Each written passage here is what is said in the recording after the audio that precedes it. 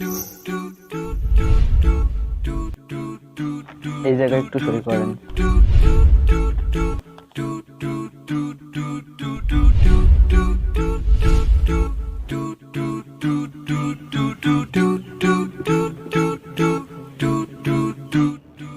কিরে কিভাবে পড়তেছিস? এই আরিফ আজাদের বই পড়তেছি। সারাদিন এত ইসলামিক বই পড়িস কেন তুই? আপডেট বই পড়তে পারিস না? ইসলামিক বই পড়েই সব থেকে আপডেট হওয়া যায়। হ্যাঁ, সব ফাও কথা, তোদের সব ভুল মিথ্যা। আর যত সত্যি সব তোদের, তাই না? তা না তো কি তোদের? হ্যাঁ আমাদের। তোদের ধর্ম যারা বানাইছে তারা তো হিসাবই জানে না। ভক্তি করলেই সব মুক্তি, আর এদিকে আমি আকাম পুকাম সবই করি, কি হিসাব। আর তোদের ধর্মে তো বিরাট হিসাব করে বানাইছে। সারা জীবন আল্লাহর জন্য ইবাদত করলেও নাকি কবুল হয় না, আকীদা ঠিক না থাকে। সারা জীবনের কষ্ট একটা পাপের জন্য বাদ দেয় তোদের ধর্মে। এ কেমন হিসাব? কেমন হিসাব তোকে কৈফিয়ত দিতে হবে? ভাই, এটা লাইব্রেরি, আপনারা দুজনে বাইরে যান, বাইরে যে ঝগড়া করেন।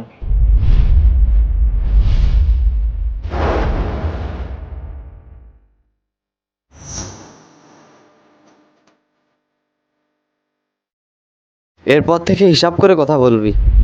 কি হিসাব করে কথা বলবো?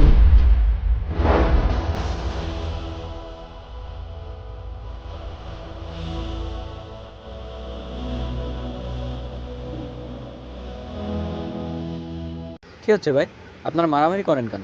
তা দিয়ে আপনার দরকার কি? জান, মারামারি থেকে আলোচনার সমাধানই উত্তম। কি হয়েছে বলেন দেখি, কিছু করতে পারি কিনা। কাহিনী হচ্ছে, ভাই আপনি মুসলিম, আপনি যে একজনের সাথে তর্ক করছেন, আপনার উত্তর জানা না থাকলে আপনি উত্তর দিবেন না, কিন্তু তর্ক কেন করলেন? এটা তো ইসলামের শিক্ষা না ভাই, মারামারি এগুলো তো ইসলামের শিক্ষা না।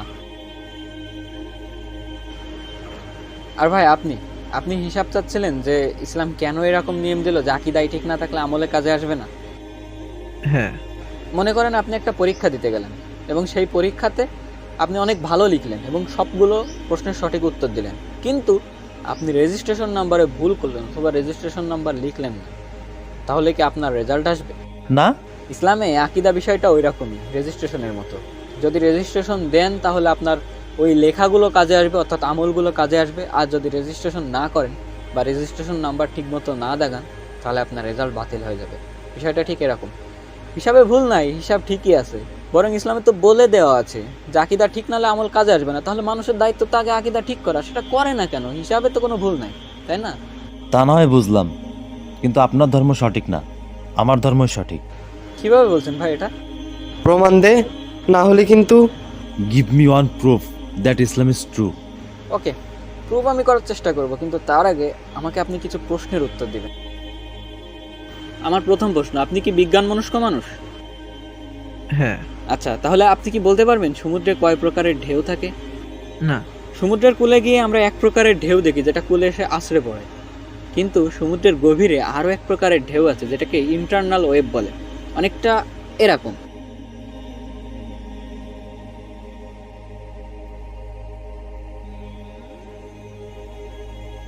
এটা কেন হয় আপনার কি জানা আছে? না। এটা এজন্য হয় যে আমরা জানি যে কোনো বস্তু তাপ পেলে সেটার প্রসারণ ঘটে, অর্থাৎ সেটা হালকা হয়ে যায় এবং ঘনত্ব কমে যায়। এখন সমুদ্রের পৃষ্ঠে যখন সূর্যের আলো পড়ে তখন 200 মিটার পর্যন্ত সূর্যের আলো এবং তাপ সমুদ্রের গভীরে প্রবেশ করতে পারে। 200 মিটার নিচে কিন্তু ঘন অন্ধকার, ঘন অন্ধকার, ফিকে অন্ধকার, এবং সেইখানে নিজের হাতটাও দেখা যায় না। আর ওই যে 200 মিটার পর্যন্ত তাপ যায় না, ওই 200 মিটারে দেখা যায় যে তাপ পেয়ে সেই বস্তুর প্রসারণ ঘটে যায় এবং ওই ঢেউয়ের গতি বেশি থাকে। কিন্তু অন্যদিকে সমুদ্রের গভীরে যেহেতু আলো তাপ কিছুই পৌঁছায় না, সেহেতু সেই পানির ঘনত্ব বেশি থাকে এবং দেখা যায় যে সেইখানে অন্য এক গতির ঢেউ তৈরি হচ্ছে। অর্থাৎ সমুদ্রের পৃষ্ঠের 200 মিটার উঁচু থেকে শুরু করে পৃষ্ঠ পর্যন্ত এক গতিতে ঢেউ যায়, আর সমুদ্রের গভীরের পানি আর এক গতিতে যায়। এখন আপনি বলেন, আজ থেকে 100 বছর আগের ডুবুরিরা আধুনিক প্রযুক্তি ব্যতীত তারা কি 200 মিটার পর্যন্ত ডুব দিয়ে যেতে পারতো? না। আজ থেকে 100 বছর আগে যদি না পারে তাহলে 1400 বছর আগে কি পারতো? না। বিজ্ঞানীরা কিন্তু এটা 50 বছর আগে আবিষ্কার করেছে। কিন্তু মজার ব্যাপার হচ্ছে, কোরআনে সূরা নূরের 40 নম্বর আয়াতে আল্লাহ সুবহানাহু ওয়া তাআলা এই কথাটা কিন্তু বলে দিয়েছেন আপনি কিন্তু বলেছেন কোনো সাধারণ মানুষের পক্ষে এটা বলা সম্ভব নয়, তাও আবার কোনো মরুভূমিতে থাকা ব্যক্তি যে সমুদ্র সম্পর্কে তেমন ধারণাই রাখে না। সে আয়াতটা যদি আমরা পুরো দেখি, সেখানে আল্লাহ সুবহানাহু ওয়া তাআলা বলছেন, অথবা তাদের কর্ম সমুদ্রের বুকে গভীর অন্ধকারের ন্যায়, যাকে উদ্বেলিত করে তরঙ্গের উপর তরঙ্গ, যার উপরে ঘন কালো মেঘ, একের উপর এক অন্ধকার। আয়াতটা ভালো করে লক্ষ্য করুন, ঢেউয়ের উপরে ঢেউ এবং তার উপরে ঘন মেঘমালা এবং নিচেই ঘন অন্ধকার। তাহলে 1400 বছর আগে উইথাউট এনি আধুনিক প্রযুক্তি সমুদ্রের গভীরের তথ্য এই মরুভূমিতে থাকা ব্যক্তিবর্গ কিভাবে দিতে পারেন? এটা কখনোই কোনো মানুষের পক্ষে সম্ভব না।